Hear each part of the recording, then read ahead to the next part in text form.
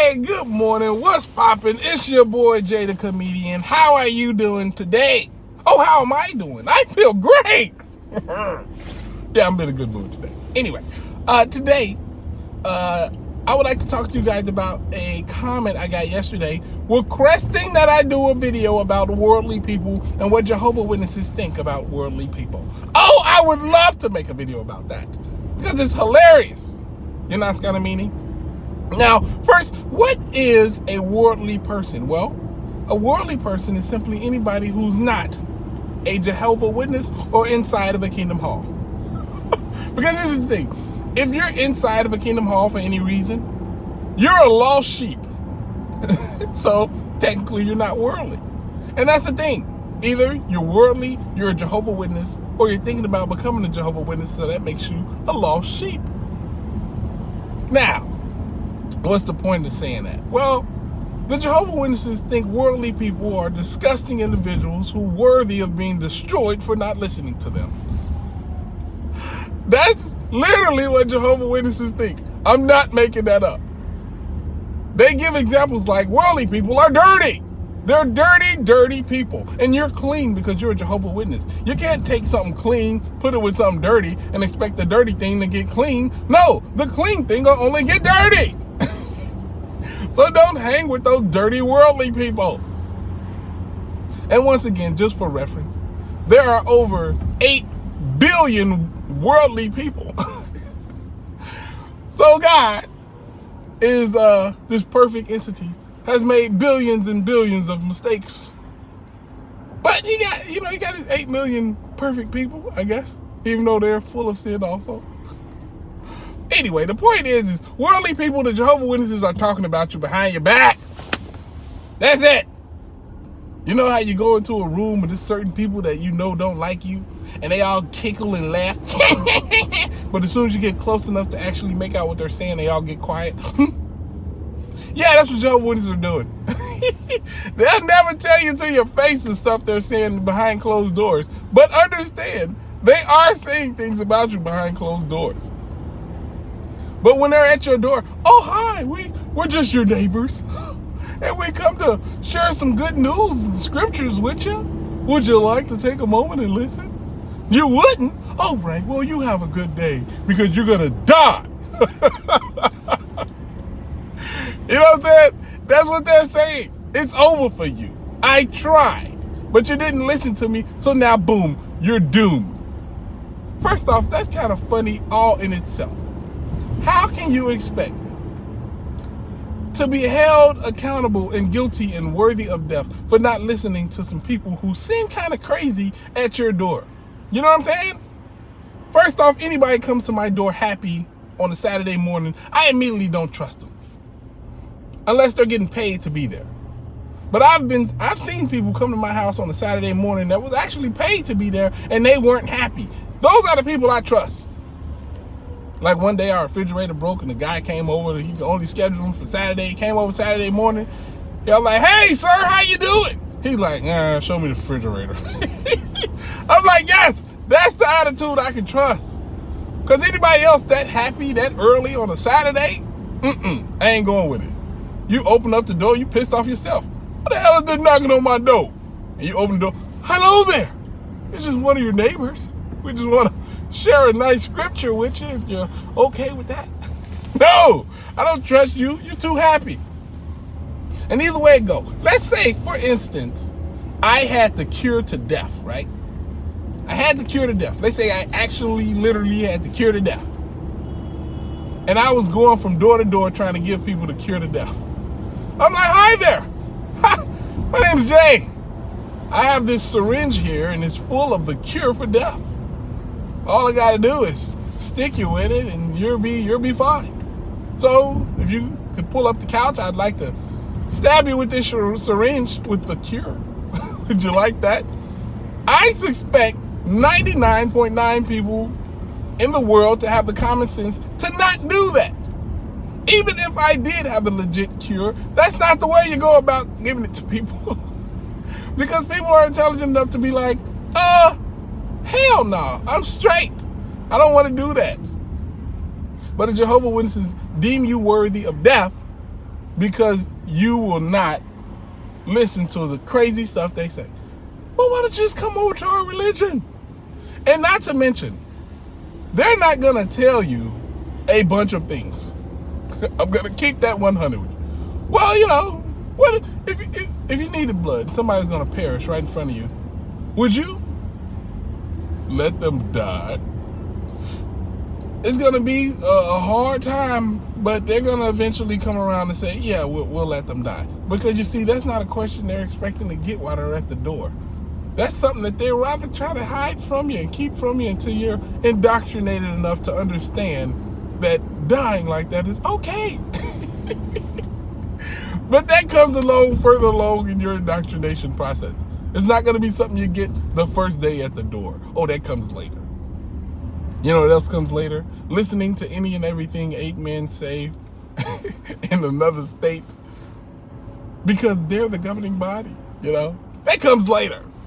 Right now it's going to be, oh yeah, we listen to everything Jesus says. And then finding out how they get their information from Jesus, oh, that comes later. Comes later on in the indoctrination process. See, this is the thing. If you're not a Jehovah's Witness, they think that you're the scum of the earth and you're going to be destroyed and you should be destroyed. That's how they feel. The only thing worse than you is an apostate.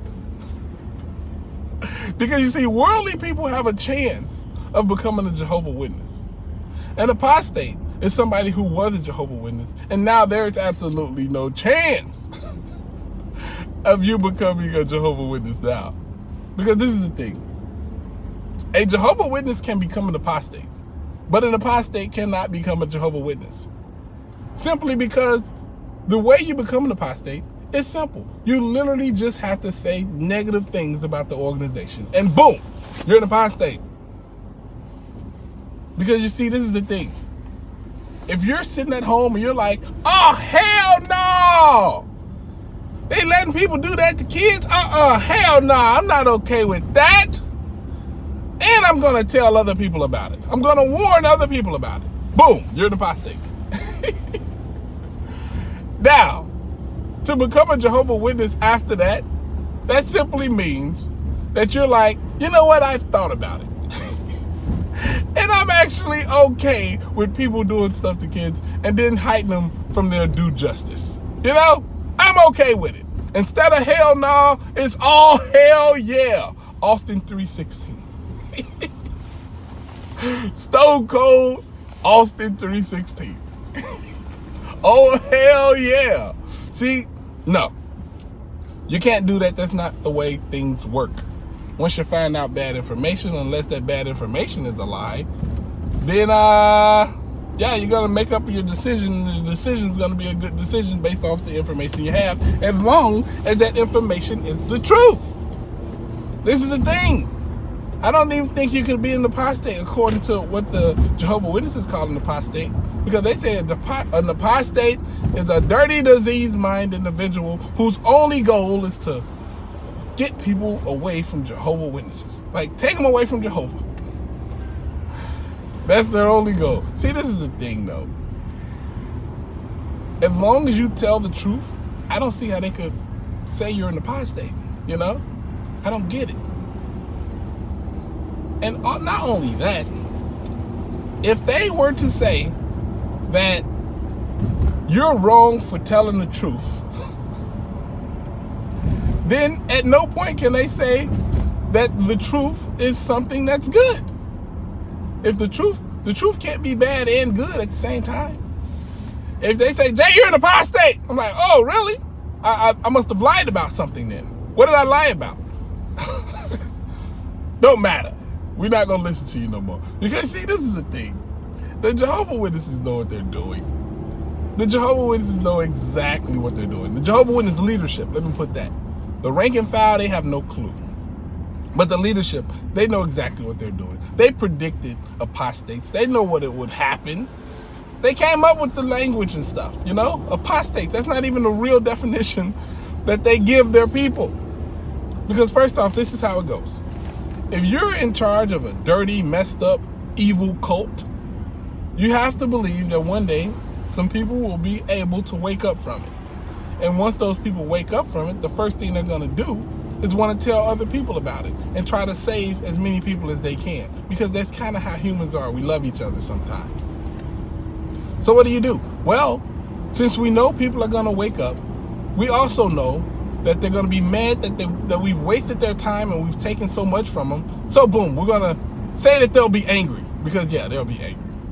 And not only that, since we know exactly what we're doing, we're going to say that they're lying, because yeah, why not?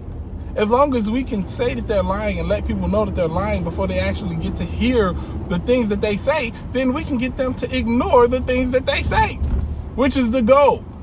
So even if it's the absolute truth, the fact that the first thing that they heard was that they're lying and we've poisoned the well in that type of way, then guess what? They won't even give them the time of day to listen to the things that they say, to even confirm that they're lying. Because this is how the thing is. They never argue the things that we say. They don't argue that. You'll never hear at a Kingdom Hall them arguing something we say. What they will argue is the fact that we said it. They'll say it's a lie and all this, they over here lying about us, they over here lying. Because what they will not do is say, okay, you know what, the apostates are saying this about us. Let me bring up this article, and let me bring up these other articles, and let me bring up all these other things, and discount all the stuff that they're saying. And if you don't believe us, you can go research it yourself. And they will discount all the stuff that these apostates are saying. You would never hear them say that. You would never hear them say, if you don't believe us, research it yourself. That is something somebody who's untruthful will say. Because if you are a truthful person, and you know your truth is the truth, and you can stand behind your truth, you will absolutely say with no problem, if you don't believe me, you can research it yourself. The Jehovah's Witnesses will never say that. You'll never hear them say that. Ever. Especially concerning something that the apostates said, Maybe something that they feel is the truth, or maybe some story that they've come across, but never anything rebutting something that an apostate said. That's a fact. And that should cause you, at least make you think twice about what they're talking about. You know what I mean? Anyway, worldly people, all the worldly people watching this video, I hope y'all having a great day. I'm having a great day. You need to learn more about the Jehovah's Witnesses. There's some funny stuff going on in there. You know what I mean? Anyway, enjoy the rest of your day. Holla at your guala. Deuces.